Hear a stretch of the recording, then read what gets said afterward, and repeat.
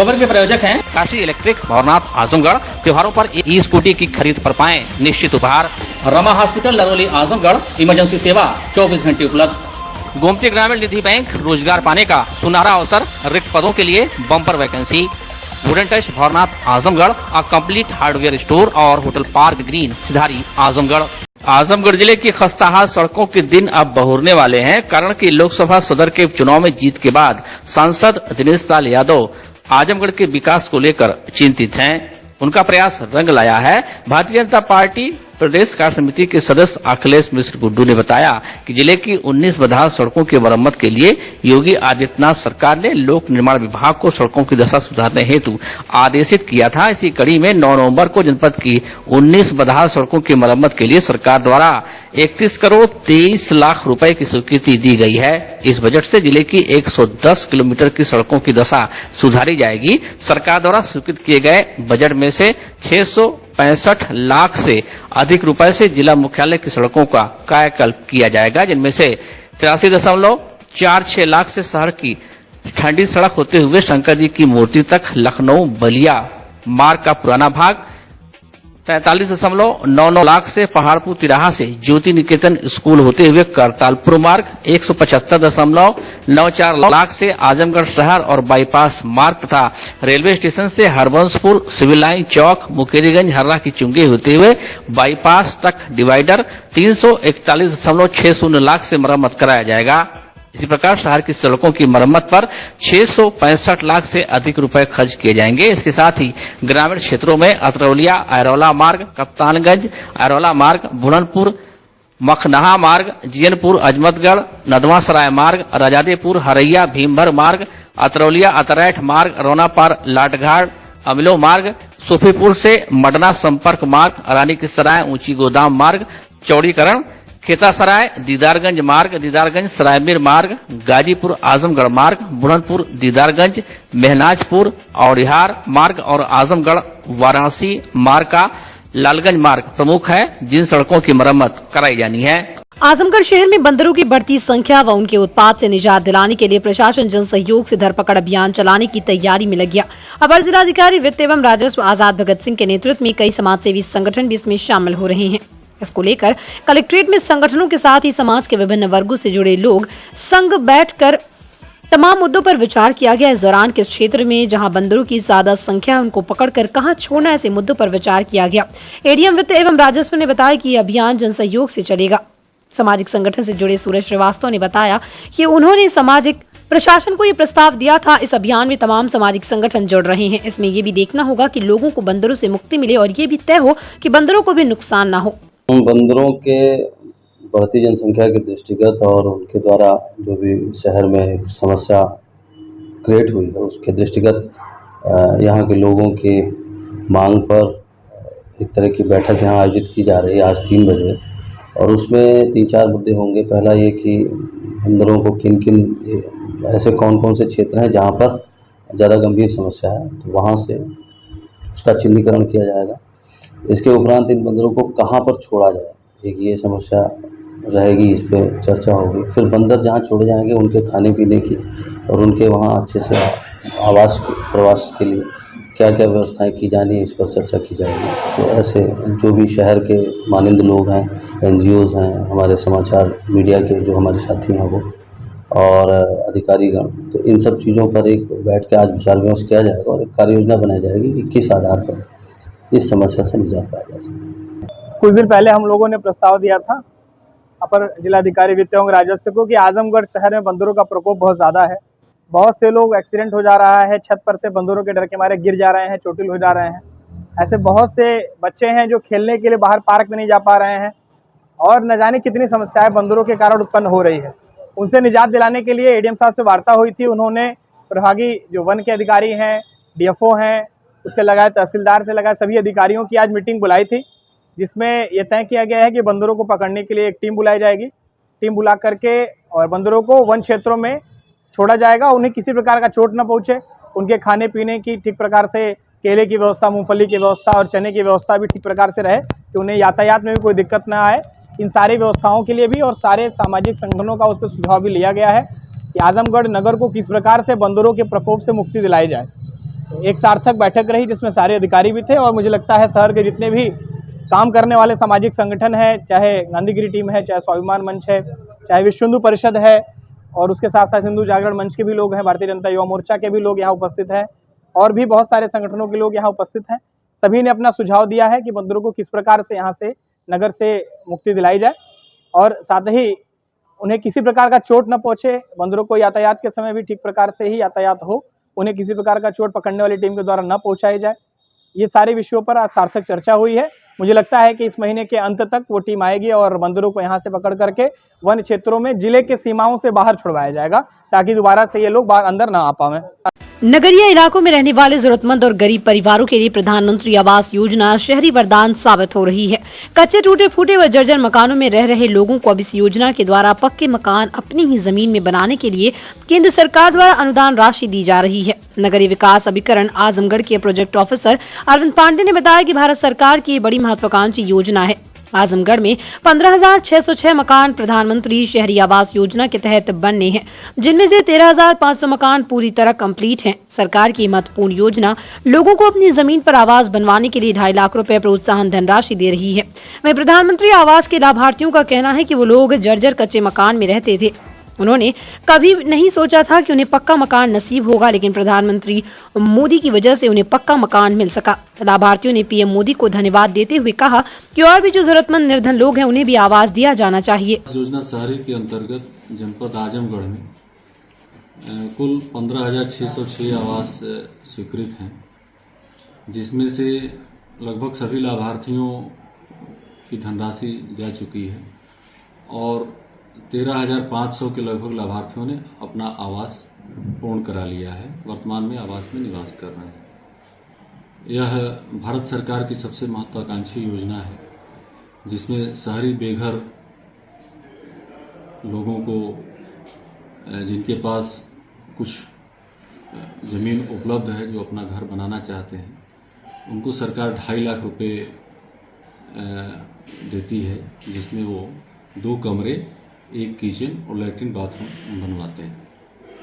साथ ही अन्य आधारभूत सुविधाएं, पानी, बिजली आदि की व्यवस्था भी सरकारी योजनाओं के अंतर्गत कराया जाता है। आवास आपको प्रधानमंत्री आवास मिला है? जी सर। तो कैसे मिला? आपने इससे पहले क्या स्थिति थी? सर, इससे पहले हमारा कच्चा मकान था, हम रहते थे, फिर उसके बाद ही हमें अब पता चला आवास के बारे में, फिर हम इसका आवेदन किए। तो फिर हमें मोदी जी ने आवास दिया। हम अपने परिवार के साथ संपर्क में रहते हैं। हमारा परिवार क्या कहना चाहेंगे मंत्री जी? मोदी जी को धन्यवाद करते हैं और जिनके पास मकान ना हुए मकान मिले, सब लोग अपने परिवार के साथ खुश रहे। मिलर है, आवास बन गए है। बहुत हम परिवार के लिए बहुत परेशान है बरसात में। मोदी की वजह से हमको घर मिल गए, हम बहुत खुश हैं। इससे पहले आपका घर कैसा था? अब हमारा घर बहुत माटी ओटी करा है, मन मोदी पुलिस बन गए है, हम बहुत बात। नगर पंचायत मेहनगर में गंदगी का अंबार लगा हुआ था। इसे साफ करने के लिए एसडीएम संत रंजन ने कई बार सफाई कर्मियों को निर्देश दिया, लेकिन सफाई कर्मियों पर इसका कोई असर नहीं दिखा। बुधवार को भी निर्देश दिए जाने के बावजूद सफाई नहीं हुई, तो गुरुवार की सुबह एसडीएम स्वयं ही पैदल निकले। गंदगी देखते ही स्वयं सफाई कर्मी के साथ हाथ से झाड़ू उठाकर सफाई करने लगे। एसडीएम की सफाई करने से सफाई कर्मी सख्ते में आ गए। एसडीएम के इस कदम के बाद सफाई कर्मी भी साफ सफाई में जुट गए। पूरे क्षेत्र में इसकी जोरों की चर्चा है। उप जिलाधिकारी संत रंजन ने कहा कि जिलाधिकारी महोदय के निर्देश के साथ ही साथ संचारी रोगों व डेंगू की रोकथाम के लिए क्षेत्र में स्वच्छता पर विशेष रूप से बल दिया जा रहा है। उसी क्रम में उन्होंने स्वयं झाड़ू उठाकर सफाई कर्मियों का उत्साहवर्धन किया, साथ ही साथ जनता को भी जागरूक करने का प्रयास किया गया। जिलाधिकारी महोदय के निर्देश के क्रम में पूरे जनपद आजमगढ़ में साफ सफाई का विशेष अभियान चल रहा है। इस समय संचारी बीमारियां, डेंगू आदि का प्रकोप काफ़ी बढ़ा हुआ है, इसलिए आज मेरे द्वारा प्रतीकात्मक रूप से झाड़ू लगा करके लोगों को यह संदेश दिया गया है कि अपने आसपास सफाई का विशेष ध्यान रखें, गंदा पानी ना जमा होने दें और नालियों में कूड़ा ना फेंकें। हमारी पूरी नगर पालिका की टीम सुबह 4 बजे से लगातार भ्रमणशील रह करके प्रत्येक स्थानों पर जा करके साफ सफाई करती है और मेरे द्वारा प्रतिदिन सुबह 6 बजे से मैं स्वयं भ्रमणशील रह करके एक एक स्थान पर जा करके स्वयं चेक करता हूं, जिससे हमारे प्रधानमंत्री जी का सपना स्वच्छ भारत, स्वस्थ भारत साकार हो सके। जिला बैडमिंटन संघ आजमगढ़ की खिलाड़ी सौम्या सिंह 19 से 23 नवंबर 2022 तक बाबू बनारसी दास यूपी बैडमिंटन एकेडमी लखनऊ में आयोजित 34वीं मिनी राष्ट्रीय बैडमिंटन चैंपियनशिप में उत्तर प्रदेश टीम का प्रतिनिधित्व करेंगी। ये जानकारी जिला बैडमिंटन संघ के अध्यक्ष डॉक्टर DP राय एवं सचिव डॉक्टर पीयूष कुमार सिंह ने उत्तर प्रदेश बैडमिंटन संघ के सचिव डॉक्टर सुधर्मा सिंह के पत्र के हवाले से दिया। प्रदेश टीम में कुल 10 खिलाड़ी चयनित हों, जिस इस प्रकार है: दिव्यांशु सिंह अयोध्या, सार्थक सौंग सहारनपुर, प्रखर तिवारी, शिवेश गुप्ता प्रयागराज, सौम्या सिंह आजमगढ़, याना गुप्ता वाराणसी, प्रियांशी गोला, जानवी सिंह लखनऊ, अर्शी अब्बास, दिव्यांशी गौतम आगरा। सौम्या के मार्गदर्शक एवं अनुभवी प्रशिक्षक अजेंद्र राय ने बताया कि प्रदेशीय टीम का एक गहन प्रशिक्षण शिविर बाबू बनारसी दास यूपी बैडमिंटन एकेडमी लखनऊ में 12 से 18 नवंबर आयोजित किया जा रहा है, जिसमें इन खिलाड़ियों को तराशा जाएगा। एक लंबे अंतराल के पश्चात आजमगढ़ से मिनी नेशनल बैडमिंटन चैंपियनशिप में कोई खिलाड़ी आजमगढ़ से प्रतिभाग कर रहा है, जो कि भविष्य के लिए एक अच्छा संकेत है। अक्टूबर के प्रथम माह में आयोजित मिनी स्टेट बैडमिंटन चैंपियनशिप के पश्चात जनपद में नवागत खिलाड़ियों की एक बड़ी तादाद अभ्यास के लिए स्टेडियम पहुंच रही है और शीघ्र ही जिला बैडमिंटन संघ आजमगढ़ क्षेत्रीय खेल कार्यालय आजमगढ़ के साथ मिलकर विशेष प्रशिक्षण शिविर भी आयोजित करेगा। सौम्या सिंह के यूपी टीम में चयन को लेकर यहां के पदाधिकारियों सहित खिलाड़ियों एवं शुभचिंतकों में काफी हर्ष और सभी ने सौम्या को बधाई देते हुए सुनहरे भविष्य की कामना की। सौम्या सिंह उदयभान सिंह इंटर कॉलेज अनंतपुर निजामाबाद आजमगढ़ में कक्षा 7 की छात्रा है। विद्यालय के प्रबंधक संतोष सिंह तथा प्रधानाचार्य श्रीमती मंजू सिंह ने भी अपनी उदयमान खिलाड़ी को बधाई देते हुए हर तरह के सहयोग का आश्वासन दिया। सौम्या आज प्रातः अपने पिता राकेश सिंह, जो खुद वॉलीबॉल के अच्छे खिलाड़ी रहे, एवं माता पूर्णिमा सिंह के साथ प्रदेशीय टीम के प्रशिक्षण शिविर हेतु लखनऊ रवाना होंगी। बधाई देने वालों में प्रमुख रूप से अध्यक्ष डॉक्टर DP राय, सचिव डॉक्टर पीयूष कुमार सिंह, कोषाध्यक्ष रमाकांत वर्मा, राजेंद्र प्रसाद यादव, डॉक्टर AK राय, नीरज अग्रवाल, मनीष रत्न अग्रवाल, आलोक जायसवाल, पुनीत राय, सुनील दत्त, विश्वकर्मा, विजय सिंह, KM श्रीवास्तव, राघवेंद्र सिंह, सौरभ राय, सत्येंद्र उपाध्याय, पवन पांडे, डॉक्टर मोहम्मद खालिद, राशिद धर्म सिंह, आयुष श्रीवास्तव, आरू श्रीवास्तव, क्षेत्रीय क्रीड़ा अधिकारी AK पांडे आदि शामिल हैं। विश्व लेखा दिवस के अवसर पर उत्तर प्रदेश लेखा एवं लेखा परीक्षा सेवा एसोसिएट ने बुढ़ापे की लाठी के रूप में पुरानी पेंशन बहाली की मांग उठाई। इस दौरान एसोसिएशन का कहना था कि राष्ट्रीय पेंशन प्रणाली से आच्छादित कर्मचारियों की सेवा काल में मृत्यु, विकलांगता तथा बीमारी अथवा चोट के कारण सेवानिवृत्ति की दशा में देय सेवानिवृत्ति का लाभ दिए जाने का विकल्प है। ऐसे में जो कर्मचारी 60 वर्ष का अपना संपूर्ण जीवन शासन की सेवा में न्यौछावर करते हैं, उन्हें भी इस योजना का लाभ दिया जाना चाहिए। कर्मचारियों ने कहा कि NPS OPS का विकल्प नहीं, यदि है तो जनप्रतिनिधि पर भी NPS लागू की जाए। वहीं दूसरी तरफ कर्मचारियों ने यह भी बताया कि इस साल अंतर्राष्ट्रीय लेखा दिवस गुरुवार 10 नवंबर को मनाया जा रहा है। इस दिन को खास तौर पर लोग इसलिए मनाते हैं ताकि लेखांकन पेशे को बढ़ावा मिल सके। इससे सभी सहयोगी आपस में जुड़ते हैं एवं जो भी व्यक्ति इस क्षेत्र में काम करने का इच्छुक होता है, उसे इस क्षेत्र में काम करने के अवसर के बारे में जानकारी प्रदान की जाती है। इसी के साथ अंतर्राष्ट्रीय लेखा दिवस के दिन ऐसे लोगों को सम्मानित भी किया जाता है जो पहले से ही इस क्षेत्र में कार्यरत हैं। इस दिन को इसलिए भी मनाया जाता है ताकि दूसरे क्षेत्रों में संलग्न व्यक्तियों को इस क्षेत्र की ओर जागरूक किया जा सके और उन्हें इसका महत्व समझाया जा सके। अंतर्राष्ट्रीय लेखा दिवस है हम लोगों का, तो विभिन्न विभागों से हमारे कर्मी, लेखाकार, सहायक लेखाकार लोग आए हुए हैं, प्रतिभाग कर रहे हैं आज के दिवस में। और इसमें विभिन्न कार्यालयों में लेखा पद्धति लगभग एक ही है, लेकिन थोड़ा मोड़ा कहीं अंतर रहता है। तो हम लोग एक दूसरे से उसमें कोई क्या कमियां हैं अपने को सीखने का भी कोशिश करते हैं। किसी को कोई दिक्कत होती है तो एक दूसरे के प्रयास से हम लोग आज सीखते भी हैं और यही करने के लिए आज हम लोग अपना नया और एक नवीन पेंशन जो योजना जो सरकार ने लागू की है उसके विरुद्ध जो है उसके लिए भी हम लोग आज यहाँ पे इकट्ठा हुए हैं। जिलाधिकारी को ज्ञापन दिया गया है? हाँ जी, ज्ञापन दिया गया है और ADM FR को दिया गया है। क्या मांगे थे उसमें यही है कि हम लोग की भी सेवा सुरक्षा होनी चाहिए और सेवानिवृत्ति के बाद जो है हमको अपने जीवन यापन के लिए सुरक्षा के लिए पेंशन अति आवश्यक है।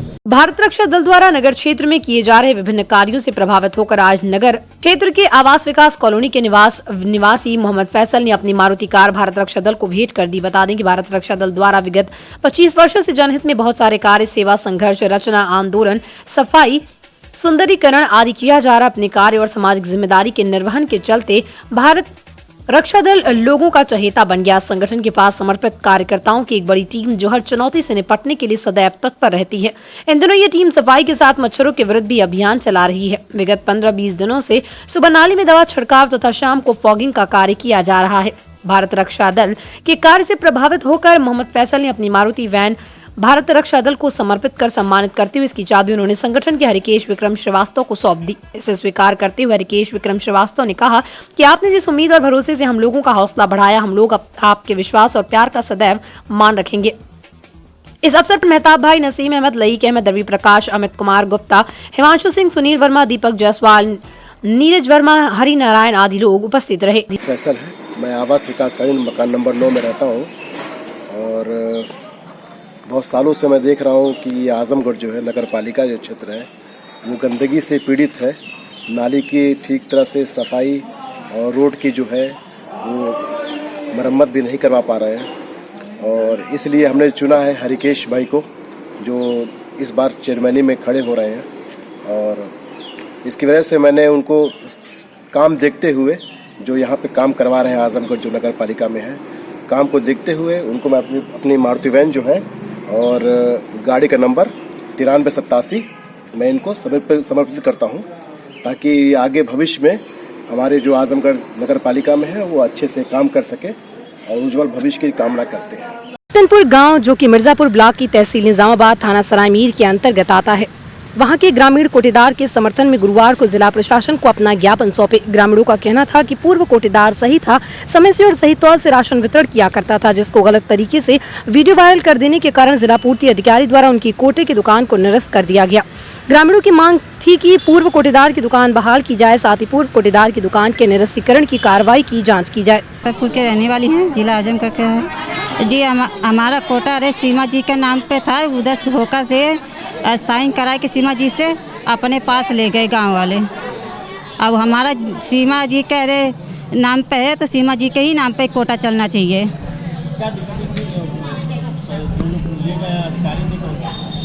अधिकारी थे, सप्लाई अफसर थे, उन लोग अधिकारी थे और राशन कम आ रहा है, सब अरे राशन कम आ रहा है, उसका सही करने हम लोग आए। अब मशीन लेके कह रहे थे कि अरे हम लोग इसको मशीन सही कर देंगे, फिर राशन आपका अच्छे से बटेगा। जी हाँ, राशन सही से मिलता था, कोई शिकायत नहीं थी, एकदम बराबर राशन मिलता था। पूर्वांचल की शान रमा हॉस्पिटल नरोली आजमगढ़ में डॉक्टर अमित सिंह, डॉक्टर खुशबू Singh, doctor Pankaj Sharma, doctor Dheeraj Singh, doctor अंकुर यादव, डॉक्टर शिवा मदान, डॉक्टर धीरज पाटिल, डॉक्टर इर्तिका अली, डॉक्टर तौहीद अहमद और डॉक्टर फराज हनफी दे रहे हैं अपनी सेवाएं। ICU, ICCU, ventilator, blood bank, cath lab, pathology एवं डायलिसिस की सुविधा उपलब्ध। इमरजेंसी सेवा 24 घंटे उपलब्ध। Rama multi speciality hospital and trauma centre, Naroli, Azamgarh. Kashi Gomti Gramin Nidhi limited की नई सौगात। Kashi electric Shri Gandhi Gurukul inter college Bhavarnath के सामने इलेक्ट्रिक स्कूटी का भव्य शोरूम। पेट्रोल का खर्चा जाइए भूल, तय करिए कम बजट में पोल्यूशन फ्री लंबा सफर। देश में इलेक्ट्रिक स्कूटी की सबसे अनुभवी कंपनी हरियाणा की विनिंग फ्यूल्स मोबिलिटी की स्कूटी में मिलेगा आपको लो speed, high speed scooty, super comfort, sustainable seat के साथ अच्छी लाइटिंग फीचर्स। सुनहरा अवसर, खरीदें ई स्कूटी और पाएं निश्चित उपहार। ई स्कूटी की अपार सफलता के बाद electric bike. Wooden touch Bhawarnath Azamgarh, a complete hardware store. हमारे यहाँ branded plywood, flush door, designer door, PVC door, 4 mica, fancy hardware, kitchen की चिमनी एवं मॉड्यूलर किचन की एक्सक्लूसिव रेंज उपलब्ध।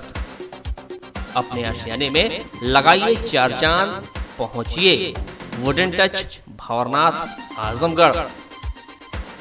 होटल पार्क ग्रीन हाइडल चौराहा सिधारी आजमगढ़। स्वच्छ और आरामदायक AC and non AC rooms, 24 hour room service, north Indian, south Indian, Chinese, Italian, veg and non veg लजीज और जायकेदार व्यंजन उचित रेट पर उपलब्ध।